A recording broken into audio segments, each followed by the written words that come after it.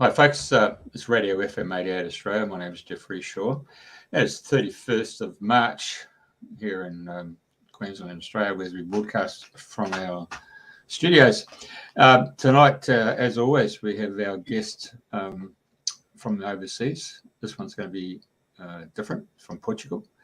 And my co-host, as you know, is based in the UK and in sunny Poole, if I want to say that. She's got a beautiful colour wearing tonight. She's obviously up in the Northern Hemisphere. That's why we've placed her at the very top. And it's a good morning to Andrena.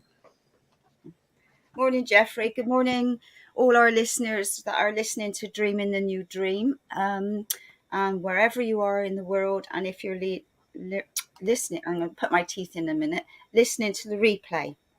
So today we have a special guest. We have Olivier, who I met 2013, and we've crossed paths over the years, and so I'm privileged to have him on the show tonight. So it's going to be a very magical sounding event. So he's going to play the didgeridoo, he's going to share his story.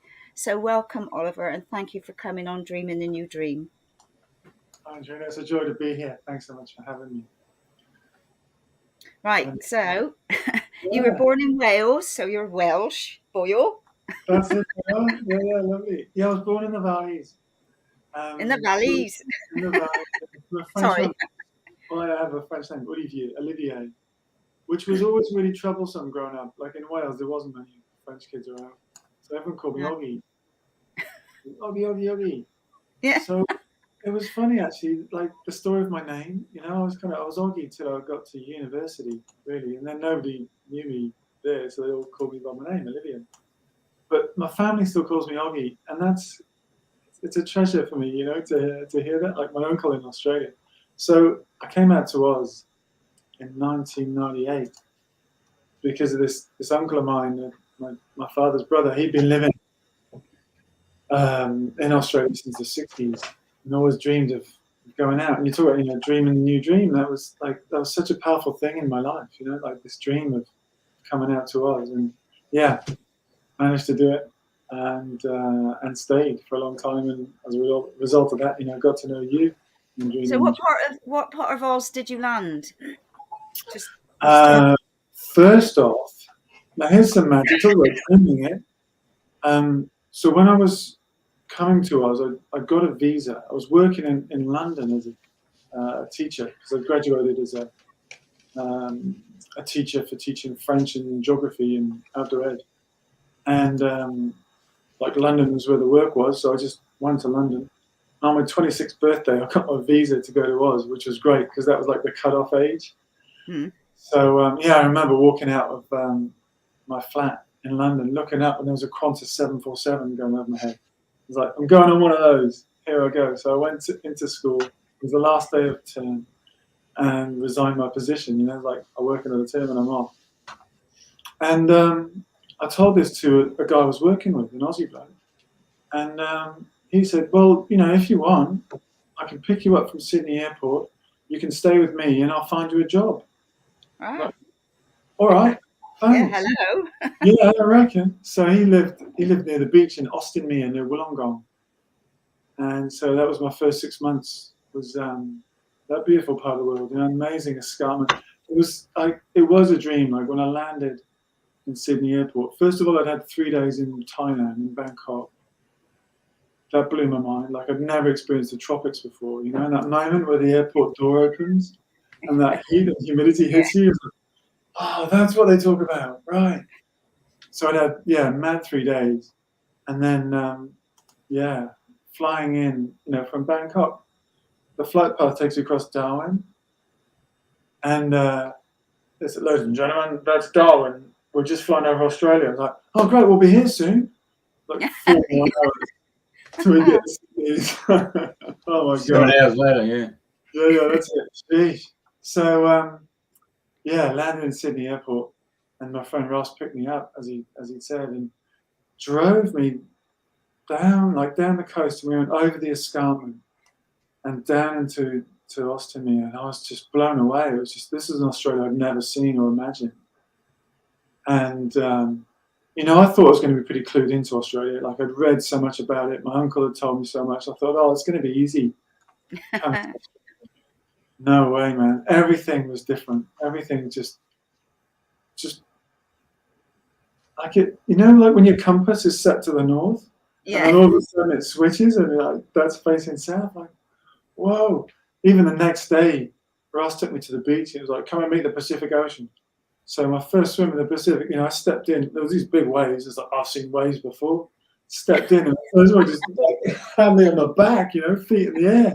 I was like, yeah, that's the surf, mate. Yeah, it's like, go easy. Oof, like everything was different. The heat, the humidity, all of it. Like, see the clouds. And I thought it was November, so I come from pretty cool Europe, pretty warm Oz. I'd see, it's a cloudy day, put a jacket on, a jumper, walk outside, melting with sweat.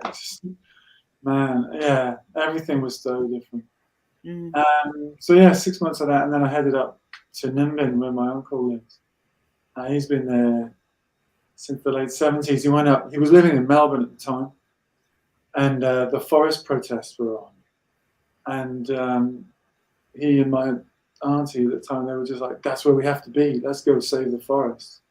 So they'd come up, and they were living just outside the Channel for a long time. And then he moved into Nimbin. And yeah, that's where I caught up with him. And it was just like, what a community, just like people from all over the world.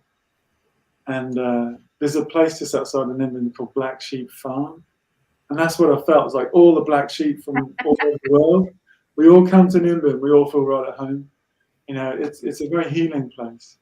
Which doesn't mean it's an easy place. There's like healing. Often you have to see your stuff. So it brings stuff up. Don't you, Jess? yeah. That's it. And yeah, I got married very quickly. I was a stepfather to a couple of beautiful beings. Yeah, girl and a boy. And I was working, and it was like, wow, like talk about a Saturn return. Gone from being this like backpacker to like, boom, right, sort your life out, mate. Here you go. But the whole time, just felt this grace. Just like with that, like the difficulties. Like the harshness of the differences and the distance. I just felt this grace, just like feeling really supported and cared for. It was huge that my uncle was there. He's known since I was tiny. So I could just go and be with him. I didn't have to say anything or, like that's such a gift. Like the loving presence, the loving presence. Yeah. Magic. Yeah. I know when I first landed in Brisbane, it was about 7:30 in the morning, and the sky was so blue and the heat, and I just felt like I landed on a different planet. I just felt like an alien. Like it was just, it was surreal. It really was. But yeah, and like you say, the heat, and you've got no idea. People say Australia's hot, but it's like the doors open and it's like, and it's like whoa. But yeah, magical. Little flight. One of my last trips back, I had to empty my garage. I had sold the house, and we empty the garage, get all the stuff out. My shoes melted on the tarmac of the driveway. It was like 43 degrees. Looks like to move all this stuff out. Me and this friend were just pouring buckets of water over our heads every 5 minutes. Yeah, mind blowing. Yeah. Lovely message, Lars. Thanks so much. Good to have you with us. You drank it. Wonderful. Right. Thanks for putting the messages up, Jeff. It's really good to connect with people in Australia again. Like the connection never goes. Oh, no, that's right. It doesn't matter where we are in the planet. Once we've connected it's always that there. heart opening, isn't it? Because I miss Australia, heaps. And I'm, some days is fine, and then I dream about Australia, and I'm on the land, and whether I'll ever go back again, I don't know at this moment in time. I mean, wasn't expecting to be back here, but you know how it is. That's it. Yeah, so I don't know where my next mission is. That's what I say. Yeah, that's it. Hey, that's it. I think when we give ourselves in service, that's what happens, isn't it? It's just the universe says. I feel blessed. 18 months ago, the universe said, Portugal, I know, what a place to be. I love it there. I think I said to you that um, my mother-in-law used to go, and we used to say, if it's good enough for mother-in-law, it's good enough for us. and, and it was beautiful, absolutely. Because I've done the Italy and Benidorm and Mallorca and all of them, and I thought, oh well, we'd try Portugal, but absolutely loved it. So, and I'd Yeah. like to go. I could definitely do with some sunshine and some warm ocean water. So, might be over for a visit sometime, Yeah. especially Yeah. when you've got your retreats going. That's it. I Yeah, like- yeah. The world's opening up again. We think that, bring people here to this energy. The ancient name for Portugal is Lusitania, which means the country of light. And a friend of mine who's really connected to the dolphins in Wales was talking about the light from the Atlantic, like Atlantis, that Yeah. Atlantic light. It comes into Portugal, and then from here it's like a lens to the rest of Europe. And I feel that like there's such an amazing quality to the land here, especially on the West Coast. 40 minutes we can get to the West Coast. If you've seen Xavier Rudd's latest video where there's a woman dancing as she goes down the road on a longboard, like a long skateboard. That was filmed on the West Coast of Portugal. We were watching, we're like, we know that place. It's magical, like it draws people in from all over the world. We've got the biggest waves in the world here. We were just watching it yesterday, just north of Lisbon, a place called Nazaré. Like 10-story building high, Yeah. Like I like the water, but not that high. I'm not the greatest. That's it, I reckon. Yeah. And there's a strong Aussie connection here as well. A lot of the first navigators, James Cook and all those people, they had Portuguese navigators with them. And so those Portuguese navigators, they brought the plants back. So the tallest Norfolk pines outside of Australia are in Portugal, because they're the first ones that were brought back. The bottle brush trees, we've got those here. So there's lots of reminders of Australia here, which is really, really nice. Really, really So nice. when was the last time you were in Oz? In 2018, Megan and I were in Thailand for 4 months. And Megan was doing a women's retreat. So I thought, all right, this is my chance. I'm coming down to Oz. So I just jumped on a flight and had a month or so, just shy of a month. In the Northern Rivers in Brisbane. And taught some Reiki, did some sound healing journeys. And we just reconnected with the land and with the people who supported me so much as I first started that sound healing journey in 2013. Yeah. So let's go back to how the Didge come into play, and off you go. So Thanks, Andrena. Yeah, all my life I was dreaming of Australia, and the didgeridoo was a key part of that. It just always felt right. And anytime I heard Didge music, it was just like, I'm in. Like, here I go. And after about 3 years living in London, there was a day where I've been doing ear acupuncture. I've learned how to do it, and I was offering it as part of a community clinic in London. And there was a day where the person with the keys didn't show up. So I was like, all right, what am I supposed to do today? And my friend Koa was there, and he had some bamboo didges, but they're like this one, like really nice and light, easy to play. I was like, oh, what you got there, Koa? I was like, bamboo didges, man. All right, okay. Give us a go. So, I had a couple of two. I got sound out of it straight away. I was like, this is good. What about the circular breathing? Isn't it like really hard? It takes you ages. He said, well, if you decide it's hard, it will take you ages. So you just got to decide it's easy, and it will come pretty quick. So I was like, great, all right, I'll decide it's easy. So I locked myself in my car for 3 evenings in a row, trying to make all these sounds. And then it just clicked, just those, like riding a bike, you just get up on 2 wheels and you're off. And that was it. I got the sound, I got the circular breathing. I was like, that's it. And I was off then. I just knew I had to keep playing. So, took it traveling. There we are in Thailand. So lovely picture. Yeah, thanks. Yeah, so that's Copenhagen, amazing one. And that's the thing is like once I'd started playing didgeridoo, like it kind of shaped my life in many ways, you know. So like I was saying, yeah, in 2004 I was working at the Athens Olympics, having worked at Sydney Olympics and also the Commonwealth Games in Manchester, you know, too. And people were just like, "What's this instrument? You know, come in and play." So there was one moment I was in a church, Greek Orthodox church below the Acropolis, and this woman who was looking after it was saying, "You know, come in," and she was just like kept giving me cups of tea and feeding me lakumi, which is like Turkish delight, but the great Greek version. Just kept feeding me that all afternoon. Just like keep playing. Like she loved it, you know. Like I was playing, like they have these amazing golden pictures of the icons of the saints. You know, just like having these guys looking at me, Acropolis just out the window, and just like, man, Magic. yeah, it was wild. I just knew I had to keep playing. So that's a nice picture of us in Croatia. So, you know, we've got an invitation thanks to a lady called Shirley Roden. So Shirley Roden was, she was a musician, had a career in sort of pop music through the 70s.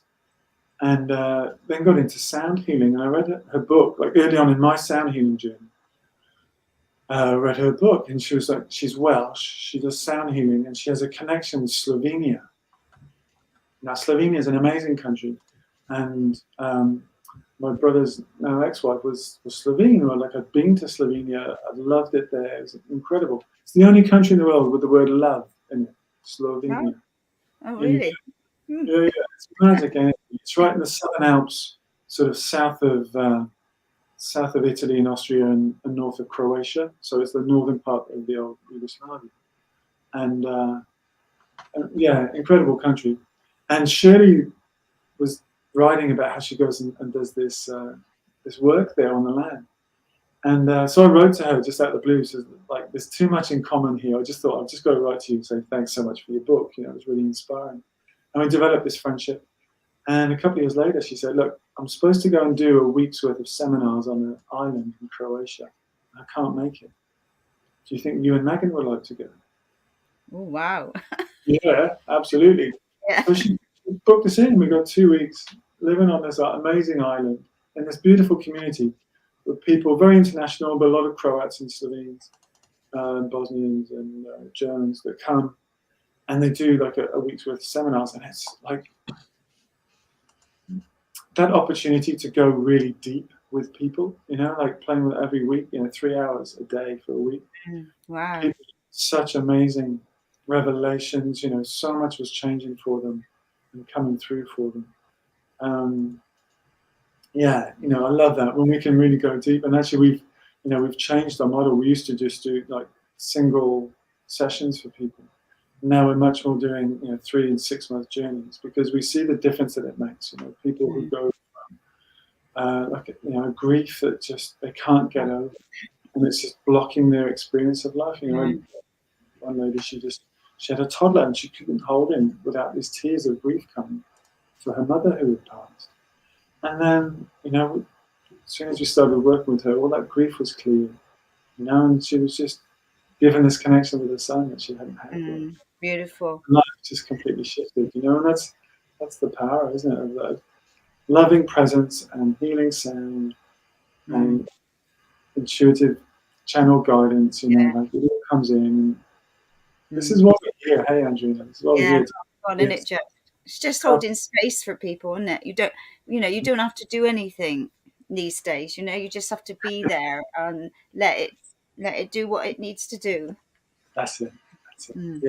Yeah. Imagine. And it must be time for you to give us a sound on your didge. Let's do that. Alrighty. I've got a couple of different didges. I'll start off with this bamboo one. So it's got a beautiful serpent design on it, this one. And this is the one I take into schools. So when I was in the UK, an Australian friend of mine she got me into schools, especially primary schools around Plymouth and Devon and Cornwall. I go in and tell Dreamtime stories that I'd had the great fortune to have received while I was living in The kids love it, man. They just, especially I play with the 4 or 5-year-olds. You know, they're just so open, and I get them jumping around like wallabies and kookaburras and stuff. It was great fun. So yeah, let's play a bit of Didge. Thank you. Yeah, bring it in.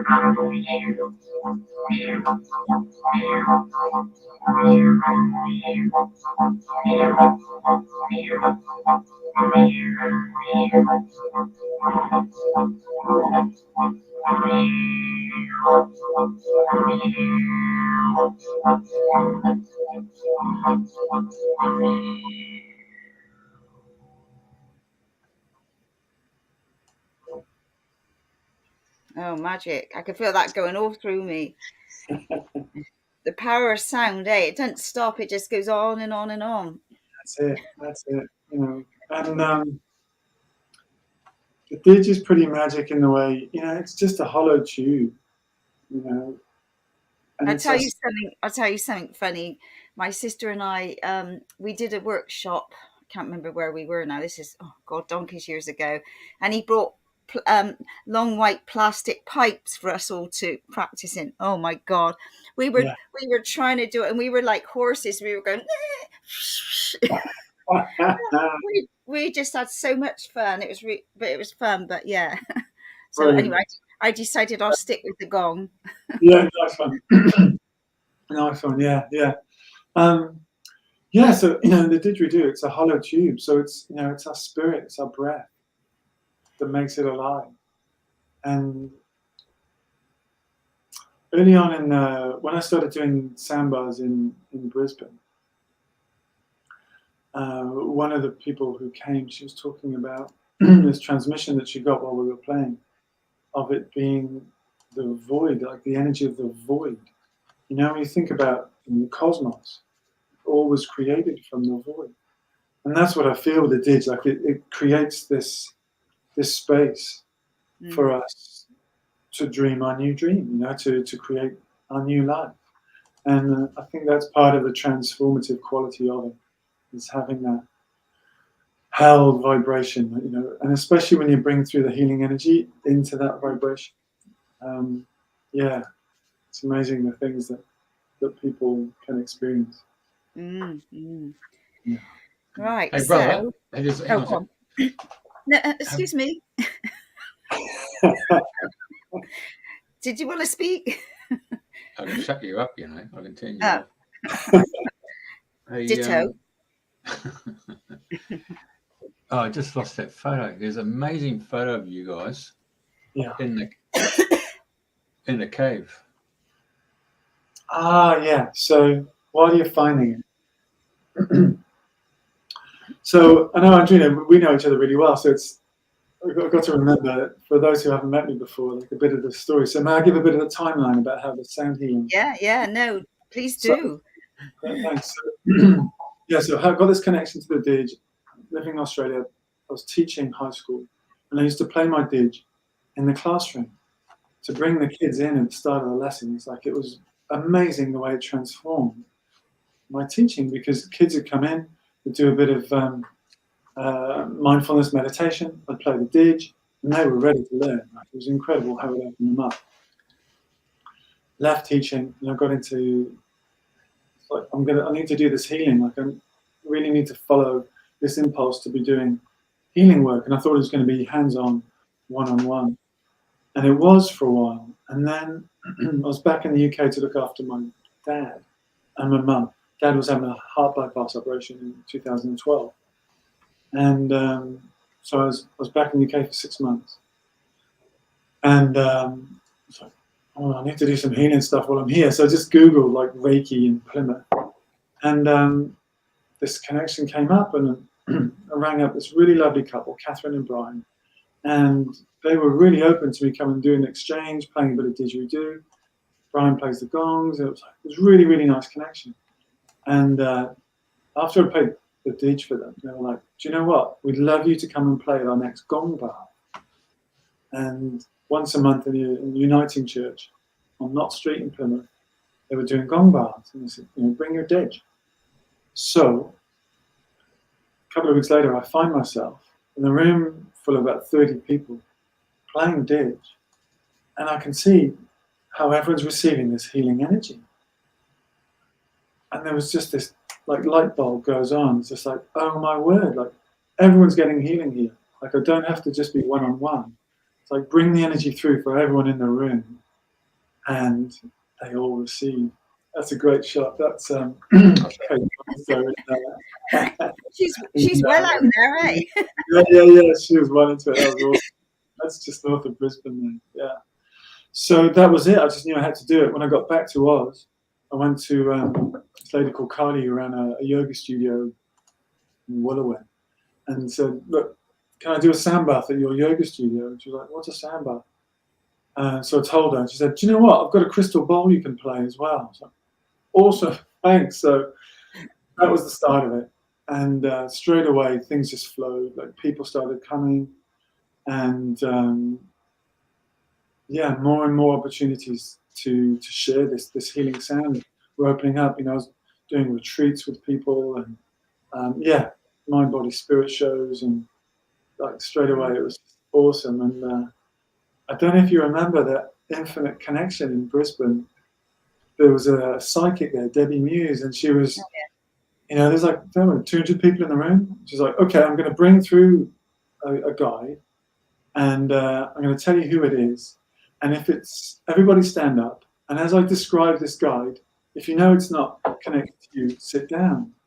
So she started talking about this gentleman who was European. And I started getting this feeling like, that's my granddad, my French granddad, Pepper, who I never met in person, but he's come in quite a lot actually in spirit in the last few years. I got the gooses as you're saying that, funny enough. Cool. So she's talking about him. Yeah, but I was there that night too. Yeah. Cosmo took over. Oh, yeah, right. Yeah. So, he's a European gentleman, and he's in a uniform. Yeah, he's in the Navy there. And he's got a cellar full of wine. And was like, it's my uncle. So, my mother's brother, Tonto Jackie, he was a big man, big solid man. He'd sailed all around the world, except for Australia, in the French, first of all the French Navy, and then the merchant marine. But he never got to Australia. He passed away in '96, and when we put his ashes in the sea, in the village where my mum's family grew up in Brittany, we put his ashes in the sea, and I was like, I'll see you in Australia. I'll take you there. In my heart, and then here I am in this infinite connection with this psychic going. And this gentleman here with his cellar full of wine, I was like, it's Tonto Jackie. So I'm the only one left standing. So like, yes, it's coming for you. So tell me, have you got a business that you've just recently started? And I was like, the sound healing. So, and it's going really well? Like, yes. It's because he's helping you. It's like, that explains it. Tonto Jackie's on the other side, lining up all these opportunities, things like the Mind, Body, Spirit in Brisbane, it's a big gig. People were telling me, like, you should go, and, maybe you can do some sound healing. It's like, how does that happen? Anyway, it was starting on the Friday. Thursday evening, I just got the impulse. I could feel Tonto Jackie around. I was like, just ring them up. I rang them up. Excuse me, my name's Olivier. I do sound healing. Do you want me on the Mind, Body, Spirit? And the lady was quiet, and then the line, she said, I couldn't believe this.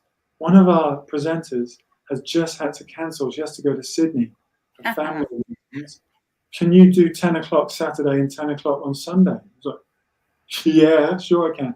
So stuff like that started happening. You know, yeah, just magical. Yeah. Yeah, yeah. And it's a question from one of the people out there, Andrew Feasy. He hasn't, I can tell you by the question, he hasn't started watching the show. So I'll just put the question up. So, do you feel a connection to original Australian culture whenever you play sound the didge? So it's part one. And can you share your original connection to the instrument, please? Well, you don't have to answer that because you already answered that one 15 minutes into the show. So anyway, so we'll save that one, but I just wanted to, instead of going through the whole network and sending a response back to Andrew, I thought we'd just interrupt. Yeah, no, thank you. Thanks for bringing that up. Yeah, Andrew, great question. Thank you so much. And yeah, I feel such a privilege and honor to bring through this vibration of the indigenous ancestors of Australia. You know, like it's the land of dream time. You know, like we can't understand, you know, a fraction of what those incredible people who held the transmission. This is the thing I've learned, that Aboriginal people, indigenous people of Australia, have held the original starseed transmission from our Pleiadian starseed parents for over 200,000 years. Now that's our linear time.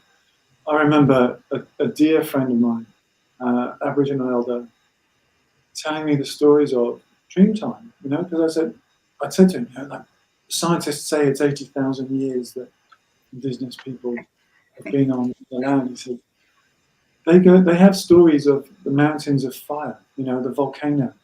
Now the last volcano live in Australia, I think it's just behind you, Jeff, like, no warning, was about 30 million years ago. So they're a bit out on their numbers, eh? Well, that's it, you know. So in my understanding, that must mean that there is this continuous connection of spirit, you know, that the indigenous elders have carried on, you know, and brought through and held, you know, despite everything that's happened since the Europeans arrived. They've held that transmission for us, you know, and just I feel so honored, and I honor them, you know, and that incredible mission, you know, you spoke about a mission, like what a mission they have accepted, hold that vibration for us, you know, and now we're realizing as we go through this, like this post-2012 world where we're like, this is the flowering of consciousness, you know, this is the ascension time that we're going through. And it's so, so key that we have access to those first transmissions, you know, that business have held for us. So thanks, Andrew, for your question. Yeah, like what a transmission, like what an energy to be able to, yeah.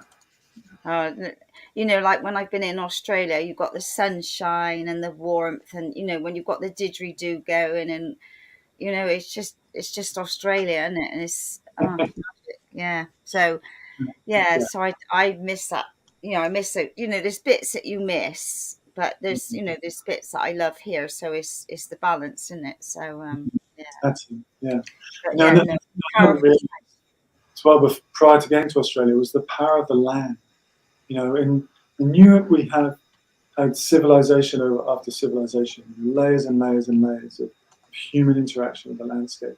And I wouldn't say completely detached, of course not. You know, like people knew about the seasons and they paid tribute to their ancestors. But it's become very muted. Jeffy just put up a picture there of all those stones. That's a place called Balnanez in Brittany, and it's one of the oldest Neolithic sites in Europe. And yet it's dwarfed. You know, when we look at the age of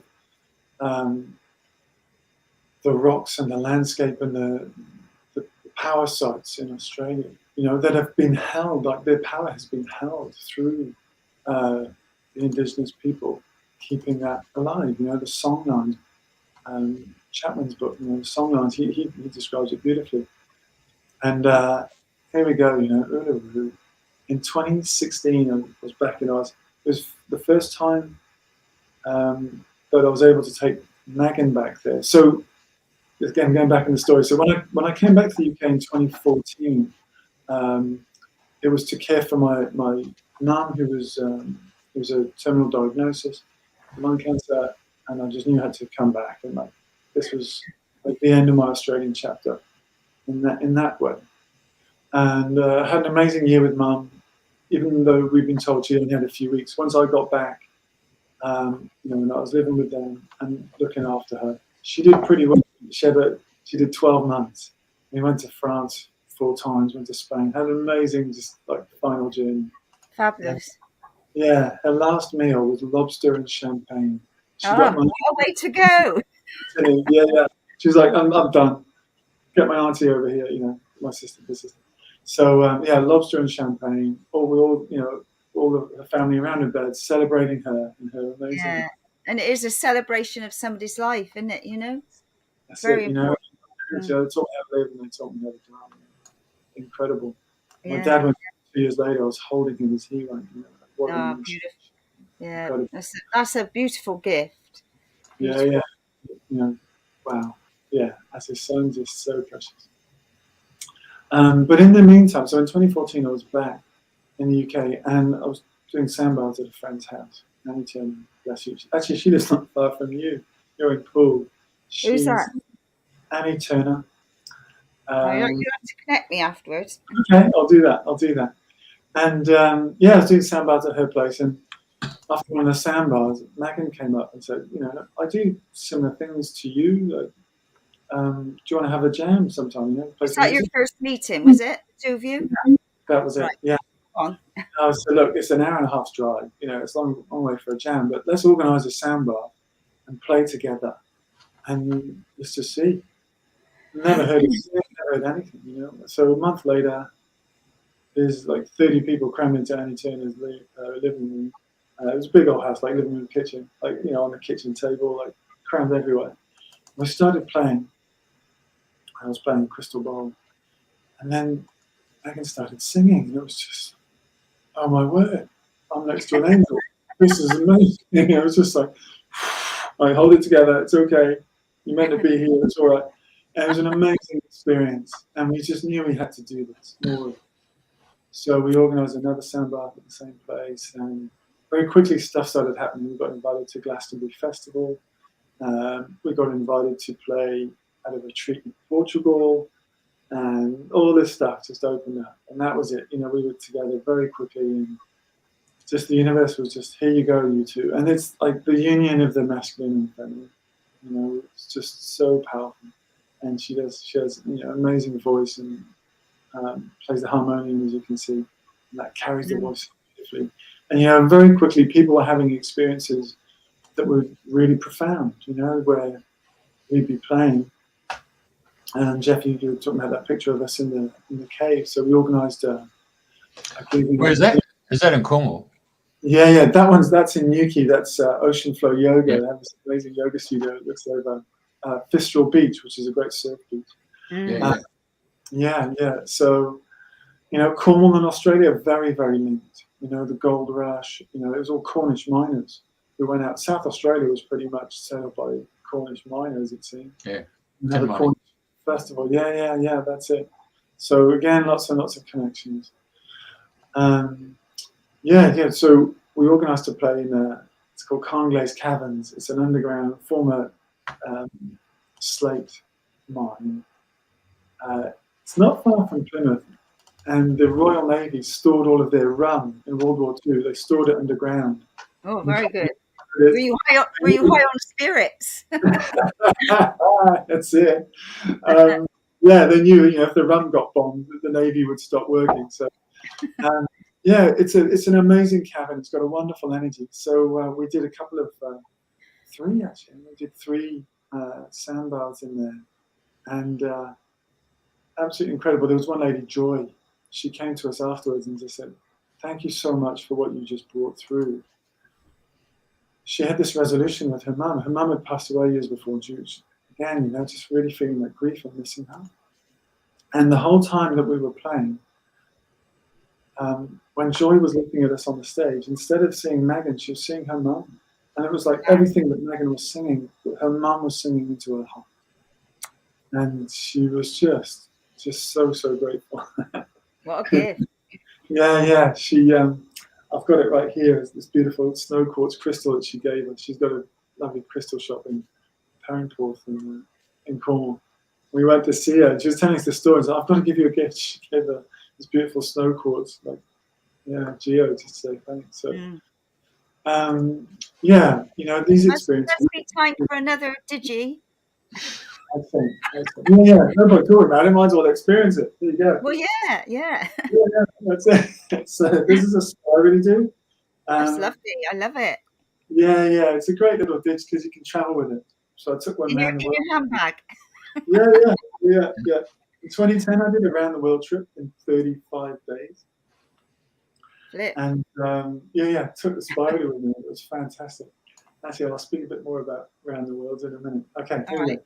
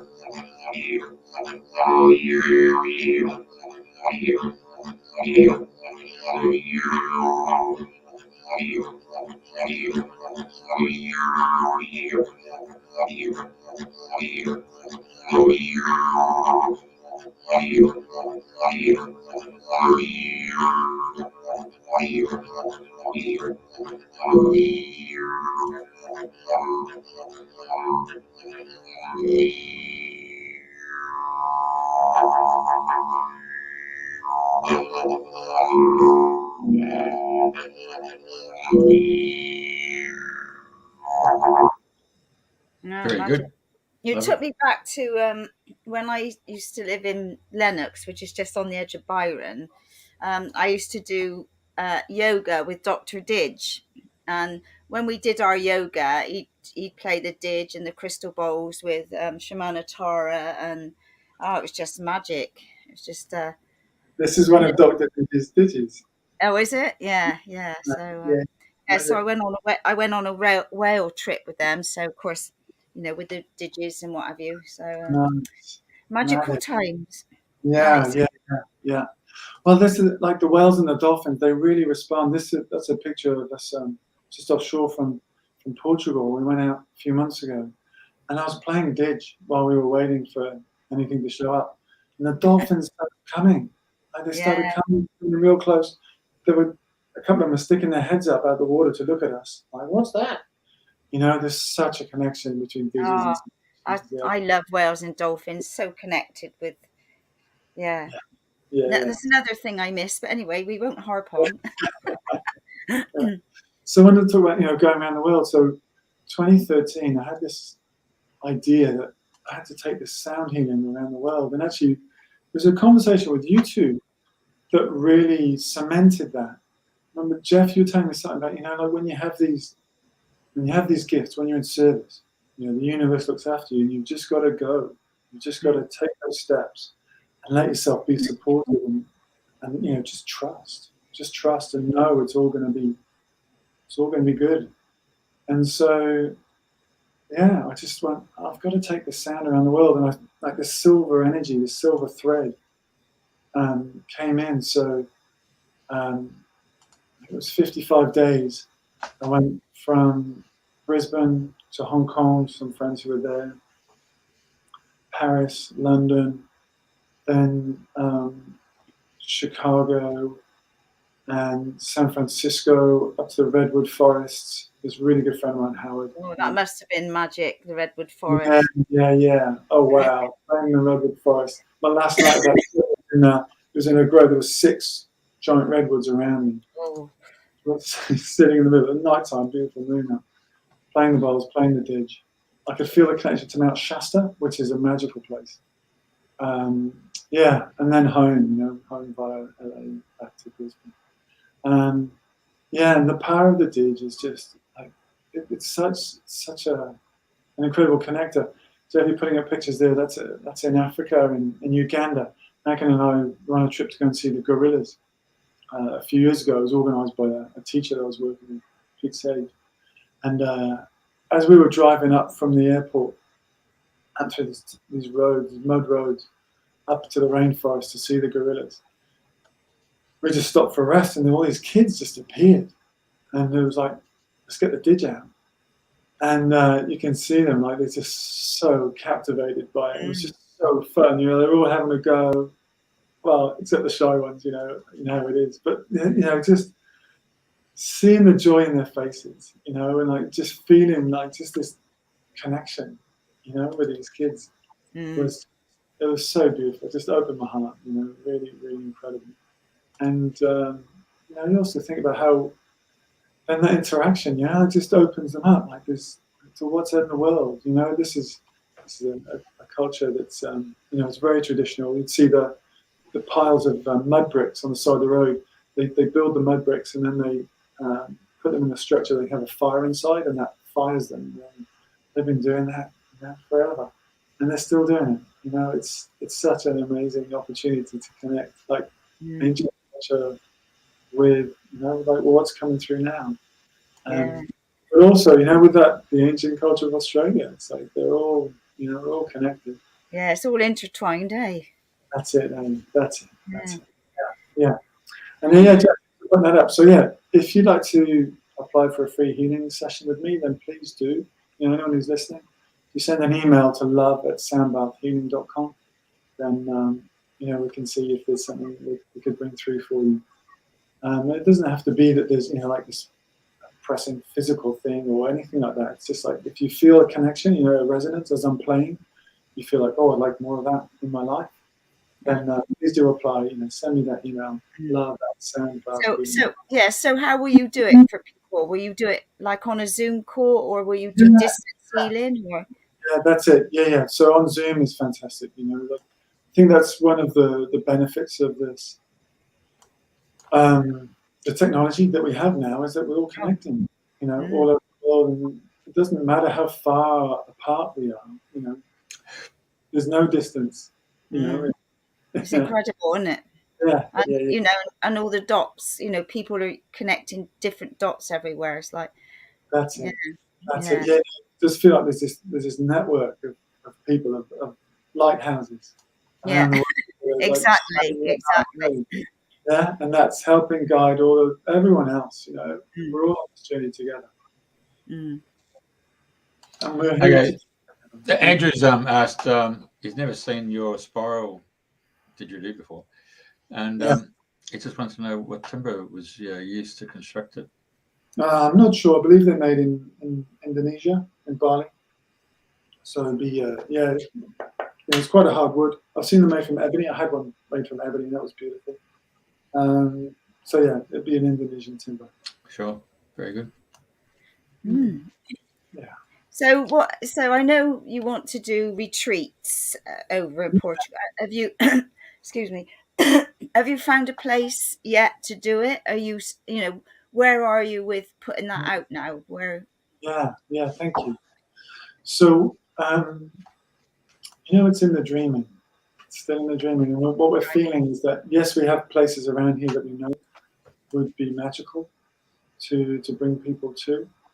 And the great thing about Portugal is a good tourism infrastructure. So there's plenty of opportunities, whether it's an Airbnb or whether it's hotel rooms. We can bring people out. And one place I'd love to take people to, actually, there's it's called Font Santa. It's a holy well, holy spring. Just up in the hills behind us, a place called Monchique. And the water comes out at about 24 degrees, so it's not super hot, but it's nice. That's not bad. Yeah. And there's these old bathing houses up until the 70s. I think people used to go there quite regularly. It's fallen down a little bit more now. but you can still get in. And I just found it so good for my skin and my hair, like just felt really, really cleansing. And also the energy of it. So I feel the like Mother Mary energy very much there. And Marshik itself, the water there, they bottle it. It's pH 9. It's very, very alkalizing.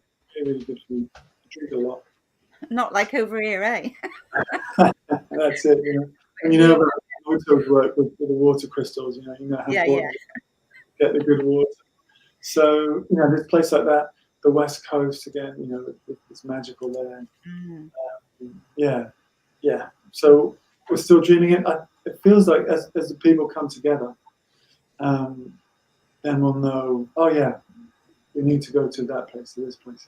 So Jeff showed up the map there. So the southwestern tip of Portugal, Cape St. Vincent, we're about 40 minutes just west of there. I'll go. Lovely. Yeah. So are you doing, where you are now, are you going out doing sound baths at any little places on the evening, or have you got the space to do it where you live? We've been invited to. We did do one when we first came. A friend who's had a holistic studio. We did one there. It was awesome. Really, really powerful. We're just waiting for the final lifting of all the restrictions. Yeah. Okay. And there's a few people who said, "Would you come and play for us?" So magic. Yeah. When they can play Didge like over someone, and they can feel that vibration through the heart and through the body. Yeah, and it's just out of this world. It's awesome. And it's like similar to the gong. I mean, I got a massive gong that I took all around Australia on doing sacred sites and with the elders and what have you, and ceremony. And this gong's got its own, but I know when people, once you start, the sound just like clears everything out. It's like you can't hold on to anything, can you? When the sound goes, you just got to drop into it and let it wash through you. And, sound is the greatest power. I always say, like, use your voice, use different instruments. Absolutely. The voice is such a gateway. Such a gateway. And it's wonderful you work with the voice, Megan too. It's the way we share essentially our true essence, isn't it? The essence of who we are. We can find out everything through the voice. And we can bring our power as well through the voice. When you think of the great leaders, voice is what does it. So yeah. And the voice is so powerful. I think that's what's so amazing, that the combination of the Didge and voice. And so Megan will come along today and join us. Yeah, I'm looking forward to hearing her, and obviously see pictures of you two together. So you're obviously on a fantastic journey, you two. So that's magic, absolutely magic. You're doing what you've come to do, and you're being of service, and you're just helping so many people. So and the fact that she's well. That's it. Yeah, so she's got this wonderful combination, just like me. So I was born in Wales to a Breton mum. So she was born in Cornwall to a mum who had Welsh ancestry and father who was Scottish. So it's like that Celtic connection, and the Celtic sites, the megalithic sites, Neolithic sites, they're like these points, in the globe. Well, that's us in Cambodia. Good to see you, Colin. Thanks for joining. These, our ancestors, they knew stuff. Excuse me. They knew where the power was, and they built structures that would amplify the power in those places. Jeff, I don't know if you can find it. There's a photo of me at Trethevi Coit, which is 3 standing stones with a capstone over the top. And playing Didge in these Neolithic places, wow. There's so much power there. Yeah, nice one. Thank you. And no, sorry, go on. I've been there. I've been here. Yeah, so all through, right from the Orkneys, like been so fortunate. I've been to the Orkneys, the Ring of Brodgar, the stones up there, like just incredible. Right down through Scotland, through Wales, Cornwall, and into Brittany. I've been to a lot of sites in those places. There've been a lot of crop circles as well, and they've been much more recent and really potent in the flesh. But they're like these acupuncture points in the planet to keep the energy flowing. Very similar to the song lines we were talking about in Australia.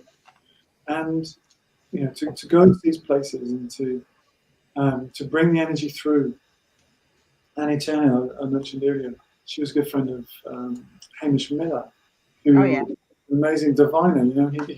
He divined the Michael and Mary lines across the UK and travelled to New Zealand as well. And, there's the Southern Serpent as well. And connected those stories that the Maori had held sacred for us to now receive. These lines of earth energy, they're so powerful, and they're powerful for us. I want to go into that energy. Remember, Annie was showing, she was dousing at Boscanoon, this amazing stone circle there in Cornwall. There's about 20 stones around the outside, quartz stones, and then one stone at 45 degrees in the center. When she took me there, I couldn't walk in for 20 minutes. I had to stand outside and wait to be invited. Just wait for the moment where the resonance was together, was right, and then I could go into the stones. And as I was playing Didge in there, she was dousing the energy at the center around the stone at 45 degrees. And it started off at just about a couple of feet wide. The more we played and the more that we were meditating in there, it ended up like 5 or 6 meters wide.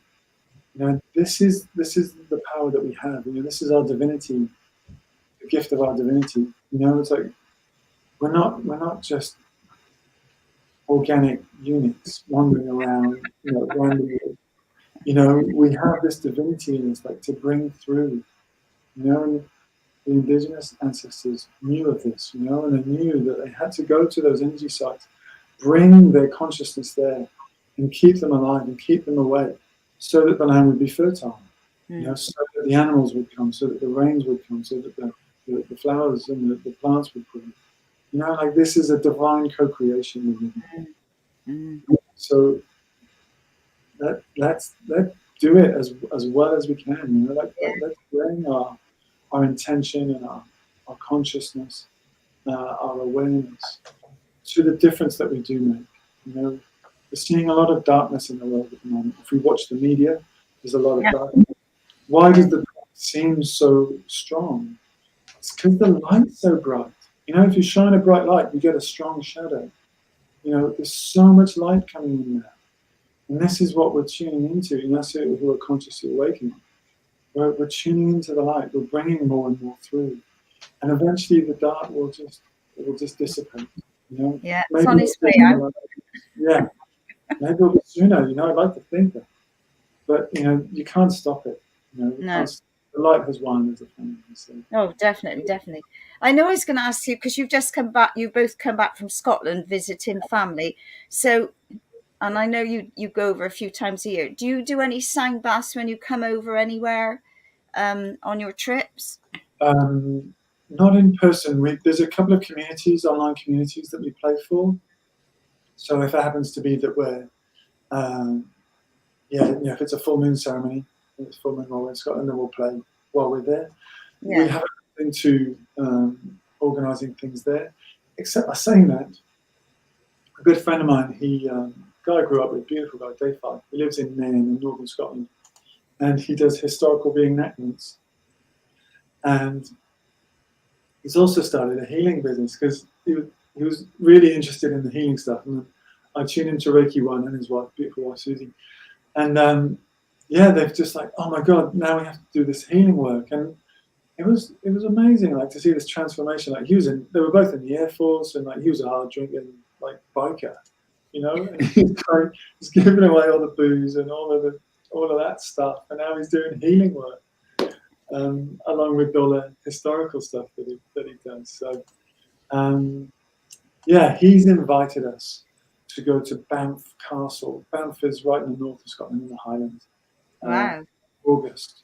So it's not definite yet, but we're hoping to go up to Banff and to do a couple of days of presentations up there. It's August, so it is opening up. Really, it's, you know, if people can invite us, you know, that's the best thing when people have a and they just say, hey, look, and whether that's online or in person, you know, we'll be playing for a group in California soon. That's always, you know, that works really well for us. You know, it's like there's a group, they're attuned to us, they resonate with us, and we can just come in and bring our transmission, and they, you know, they're open to receive. Magic. Right. Well, it's 11 o'clock, so are you going to bring your good lady in and you're going to do something together? That's it. Yeah. I'll just talk amongst yourselves. I'll just go. All right. Okay. Have you been to Portugal, Jeff? No. No. No. I've been up here. I've travelled all the way up to the Orkney Islands.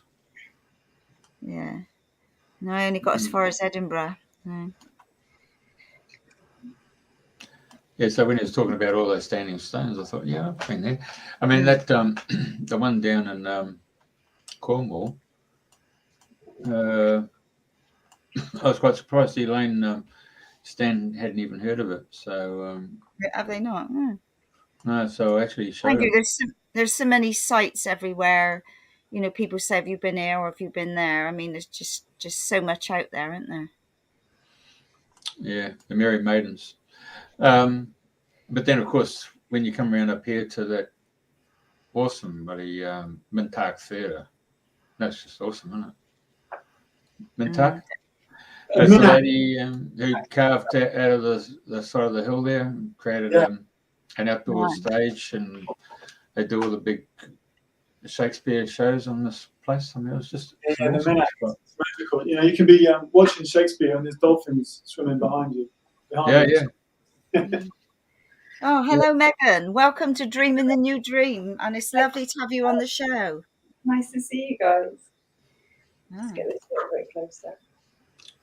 So what's the picture behind you? I'm trying to make out what it is. So did you say anything about it? So I paint. I haven't done a lot recently, but I used to paint a lot about 15 years ago. And that one came through, and it felt like it was about the women in my family, so my mum, my sister, and me, and also I see my niece in there now. So yeah, that just sits behind me. Yeah, no, it looks lovely. Thank you. Very nice. That's inside I'm playing around. I'm playing the harmonium there. Megan's on the didge. Yeah, it's good to mix it up. Yeah, exactly right. Yeah, cool. So what are you guys do for us now? Shush a moment. What are you going to do for us now? Oh wow. Well, you're going to have fun. Yeah, that's a good way to see Portugal from. Oh God, I don't think I'd fancy that. Yeah. He's discovering a new ley line that happens to be on the airwaves. Yeah. It was a magical day. It was on the 7th of the 7th.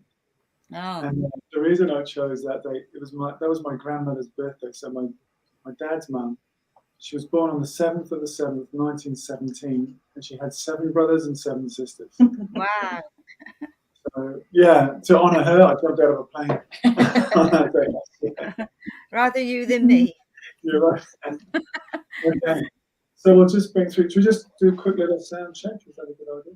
Yeah, every platform's a bit different, whether it blows out.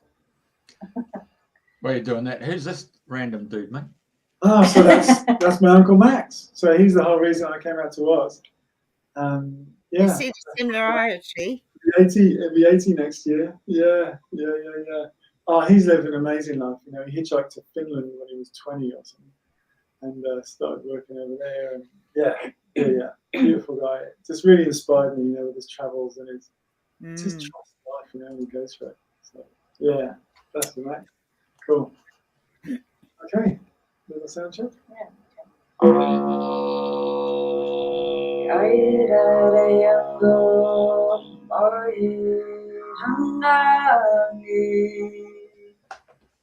Oh, I got gooses straight away going right down my spine when you.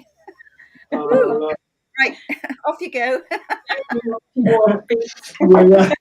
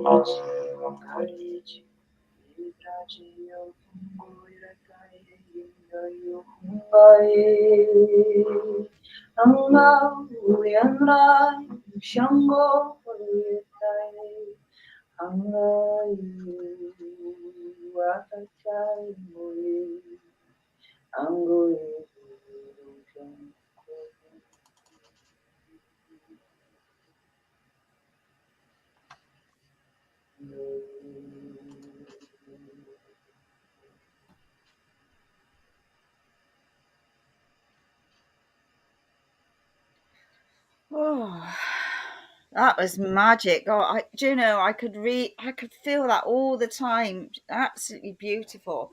What an act you are together. Awesome. Oh, no, really beautiful. So, can I ask you about your singing voice? Have you always been a singer or been able to sing? Is it from childhood? I've always sung, yeah. And I've thought a lot about it in the last few years. You know, people have asked, what's happening? What's the language? Like, where's it coming from? So I've thought a lot about it so I can kind of explain it concisely because it was just something that came through. And I was remembering how when I was very, very young, there were a couple of things I remember really strongly. One was that my mum and I used to like talk in what we called like nonsense language.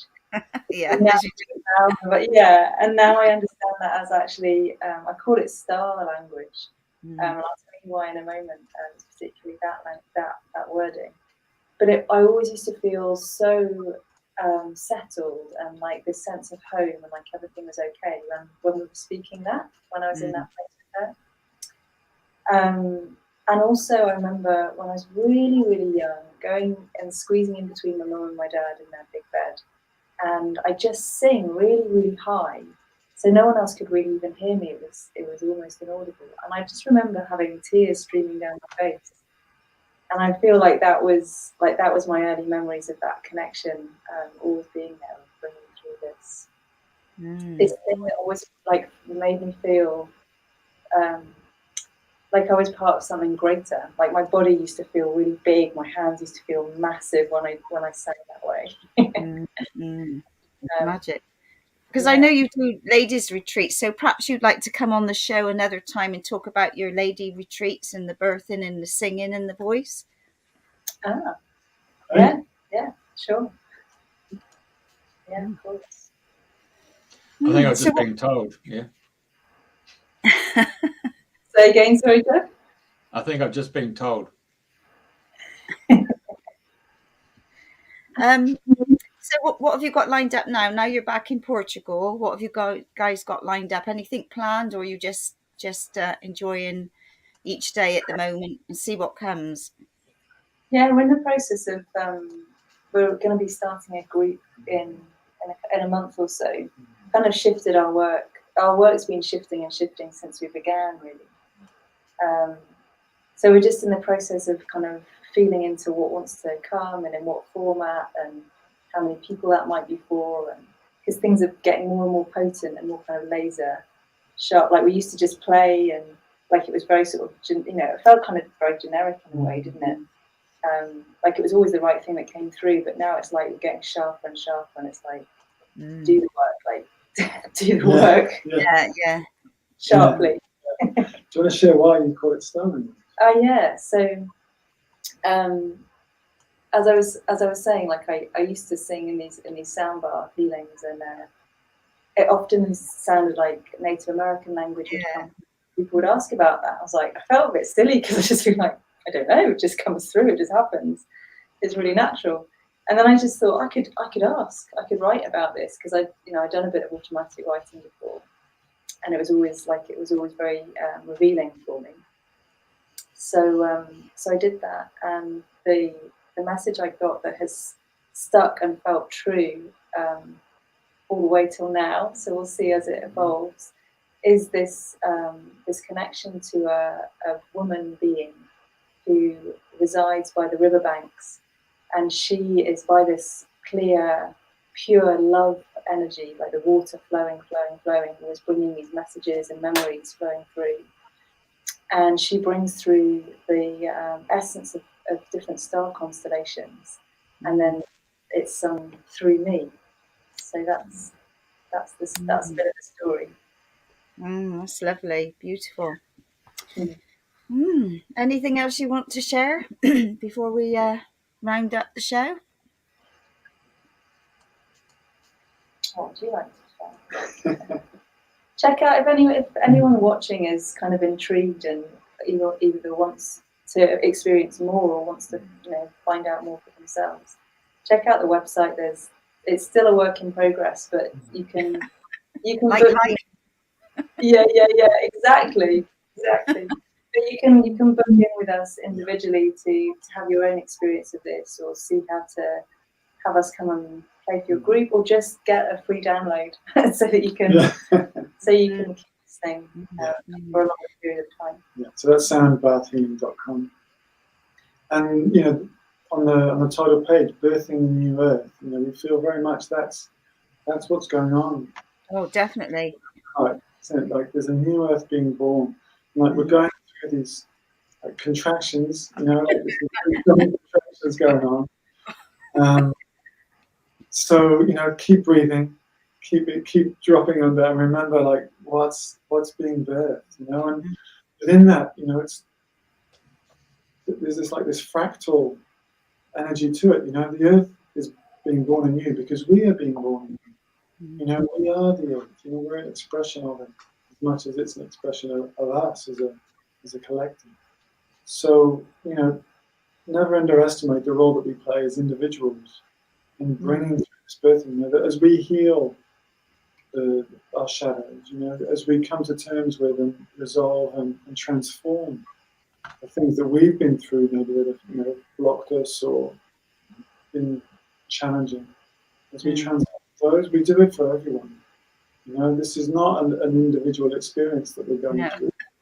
It's a collective experience. We're all, when you look at like the quantum field, all of that, it just shows we're all connected. What happens to one of us happens to us all. So, when we all do what we can to raise our consciousness and be as loving as possible, just be as loving to ourselves, loving to those women, loving to the planet as we can, then the world has to change. I have to say that I've taken a back seat with my sound at the moment, because obviously I've only been back a couple of years and it's been a huge adjustment period. Oh my God. Let alone the food flip. And tomorrow down here they forecast 1 degree and snow, so it's quite chilly today.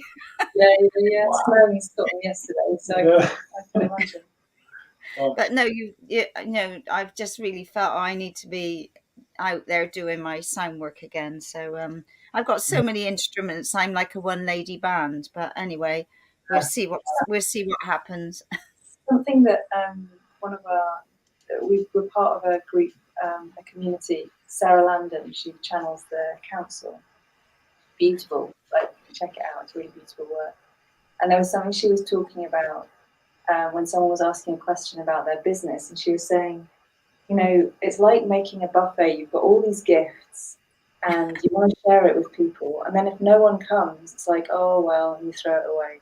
She was talking about this. And then it's like, feed yourself, like eat that buffet yourself. And it really, like something really landed in me, because so often we tend to think we've got to, like, yes, of course, share our gift. And that's a big part of it. But primarily it's like nourish ourselves with that, fill ourselves up with that, sing for ourselves, but like whatever your modality is.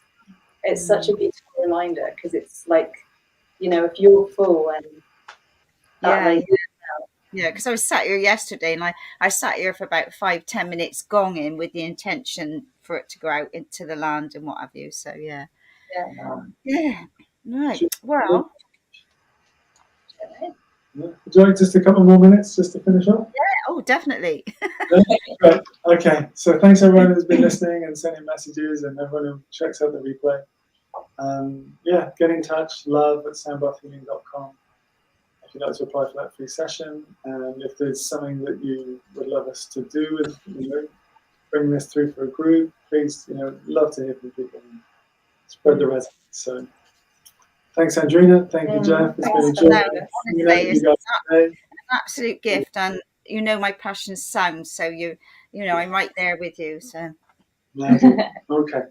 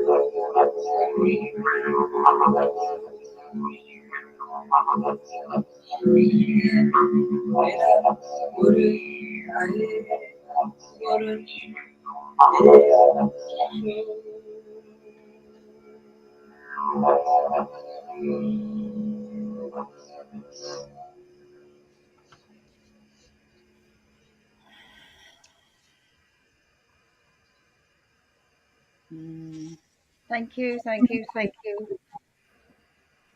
Thank you. Thanks so much. Absolute magic. Thank you very much. Wonderful. Thanks, Andrena. Thanks, Jeff. We'll see you again soon. We'll just stay online as we finish, so we'll stay in the green room. Okay, folks, thank you for coming. Thank you for listening. And there's my warning in the background. Oops, it is. That's a shipyard there. There you go. All right. Good evening and good morning to you guys.